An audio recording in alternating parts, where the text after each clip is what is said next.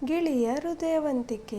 ದಟ್ಟ ಅರಣ್ಯ, ಹಚ್ಚ ಹಸಿರಿನಿಂದ ಕೂಡಿದ ಹುಲ್ಲು. ಅಲ್ಲಿ ಒಂದು ಸುಂದರವಾದ ಮರವಿತ್ತು. ಆ ಮರ ನೋಡಲು ಮನೋಹರವಾಗಿತ್ತು. ಎಲೆ ಮತ್ತು ಹೂವು ಹಣ್ಣುಗಳಿಂದ ಕಂಗೊಳಿಸುತ್ತಿತ್ತು. ಹಸಿರು ಎಲೆಗಳು ರೆಂಬೆ ಕೊಂಬೆಗಳಲ್ಲಿ ವ್ಯಾಪಿಸಿತ್ತು. ಹಣ್ಣುಗಳು ಮರದ ತುಂಬ ವ್ಯಾಪಿಸಿದ್ದವು.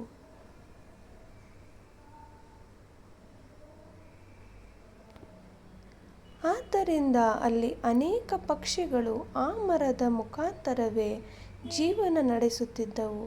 ಅಲ್ಲಿ ಗಿಳಿ ಸಹ ವಾಸವಾಗಿತ್ತು. ಆ ಮರದ ನೆರಳು ಬಹಳ ವಿಶಾಲವಾಗಿ ವ್ಯಾಪಿಸಿತ್ತು. ಆದ್ದರಿಂದ ಕೆಲವು ಪ್ರಾಣಿಗಳು ಆ ಮರದ ಅಡಿಯಲ್ಲಿ ವಿಶ್ರಾಂತಿ ತೆಗೆದುಕೊಂಡು ಹೋಗುತ್ತಿದ್ದವು. ಒಂದು ದಿನ ಕಾಗೆ ಹೊಸದಾಗಿ ಆ ಮರಕ್ಕೆ ಬಂದಿತು. ಅದು ಆ ಮರದ ಆಶ್ರಯ ಪಡೆಯಲು ಬಂದಾಗ ಉಳಿದ ಪ್ರಾಣಿಗಳು ಇಲ್ಲಿ ಇರಲು ಒಪ್ಪಿದ್ದವು.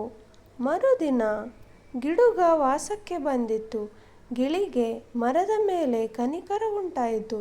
ಯಾರು ಬಂದರೂ ನೀನು ಆಶ್ರಯ ನೀಡುತ್ತಿದ್ದೀಯಾ?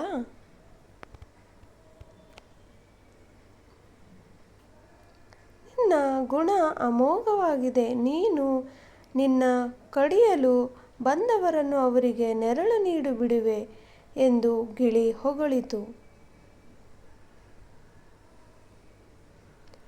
ಆಗ ಮರ, ಅದು ನನ್ನ ಹುಟ್ಟುಗುಣ ಎಂದಿತು.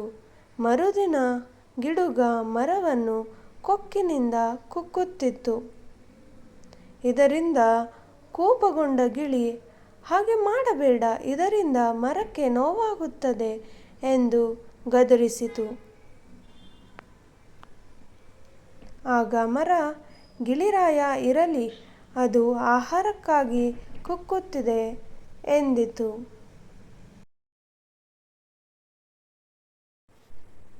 ಆಗ ಗಿಳಿ, ಇದರಿಂದ ನಿನಗೆ ನೋವಾಗುವುದಿಲ್ಲವೇ ಕೇಳಿತು. ಆಗ ಮರ, ಆಗಲಿ, ಆ ಗಿಡುಗಕ್ಕೆ ಆಹಾರ ಸಿಗುತ್ತದೆ, ಅದೇ ನನಗೆ ಸಂತೋಷ. ಮರದ ಮಾತು ಕೇಳಿ ಗಿಳಿಗೆ ಆಶ್ಚರ್ಯವಾಯಿತು.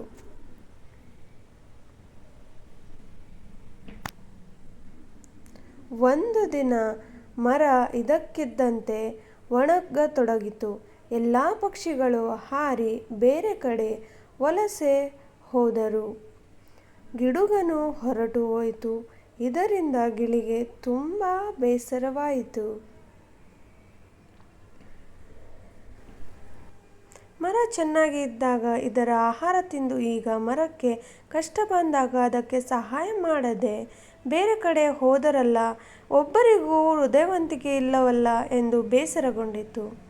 ಗಿಳಿ ಮಾತ್ರ ಈ ಮರ ಬಿಟ್ಟು ಹೋಗದೆ ತಾನೂ ಕೂಡ ಹಸಿವಿನಿಂದ ಬಳಲಿತು. ಮರುದಿನ ಒಬ್ಬ ಬೇಟೆಗಾರ ಕಾಡಿನಲ್ಲಿ ಬೇಟೆಗಾಗಿ ಪ್ರಾಣಿಗಳನ್ನು ಹುಡುಕುತ್ತಾ ಹೋಗುತ್ತಿದ್ದ. ಆಗ ಈ ಒಣಗಿದ ಮರ ಹಾಗೂ ಅಲ್ಲೇ ಇರುವ ಗಿಳಿ ನೋಡಿದ. ಆಗ ಗಿಳಿ ಆ ಬೇಟೆಗಾರನನ್ನು ಕರೆಯಿತು. ಬೇಟೆಗಾರ ಕೇಳಿದ, ಯಾಕೆ ಈ ಬತ್ತದ ಮರದಲ್ಲಿ ವಾಸವಾಗಿದ್ದೀಯಾ? ಎಲ್ಲ ಪಕ್ಷಿಗಳ ಹಾಗೆ ನೀನು ಬೇರೆ ಮರಕ್ಕೆ ವಲಸೆ ಹೋಗಬಾರದೆ? ಆಗ ಗಿಳಿ, ಇಲ್ಲ, ಈ ಮರ ಆರೋಗ್ಯವಾಗಿದ್ದಾಗ ಎಲ್ಲರಿಗೂ ಆಶ್ರಯ ನೀಡಿತು. ಈಗ ಈ ಮರ ಕಷ್ಟದಲ್ಲಿದೆ. ಇಂತಹ ಸಂದರ್ಭದಲ್ಲಿ ಅದನ್ನು ಬಿಟ್ಟು ಬೇರೆ ಕಡೆ ಹೋಗುವುದು ತರವೇ ಕೇಳಿತು. ಗಿಳಿಯ ಹೃದಯವಂತಿಕೆ ಕಂಡು ಬೇಟೆಗಾರನಿಗೆ ಬಹಳ ಸಂತೋಷವಾಯಿತು. ಇದರಿಂದ ನೀನು ನನ್ನ ಒಳ್ಳೆಯ ಗೆಳೆಯ ಎಂದ ಬೇಟೆಗಾರ. ಹೆದರಬೇಡ, ಈ ಮರದ ಕಾಯಿಲೆ ಹೋಗಲಾಡಿಸಲು ನಾನು ವೈದ್ಯರನ್ನು ಕರೆತರುವೆ ಎಂದ. ಗಿಳಿಗೆ ಸಂತೋಷವಾಯಿತು. ಇದರ ಬೇರು ಒಂದು ಕೀಟ ತಿನ್ನುತ್ತಾ ಇದೆ, ಅದಕ್ಕೆ ಆಹಾರ ಸಾಲದೆ ಸೊರಗಿದೆ.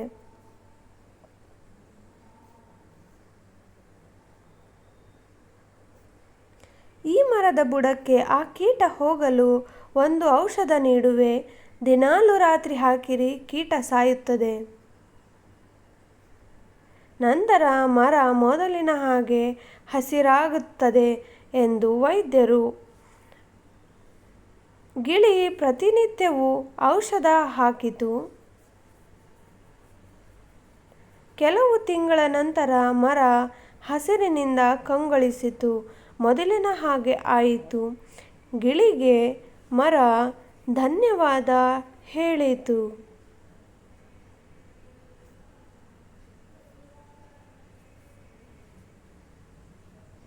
ಆಗ ಬೇಟೆಗಾರ, ನಿನ್ನ ಹೃದಯವಂತಿಕೆ ಮೆಚ್ಚಿದೆ.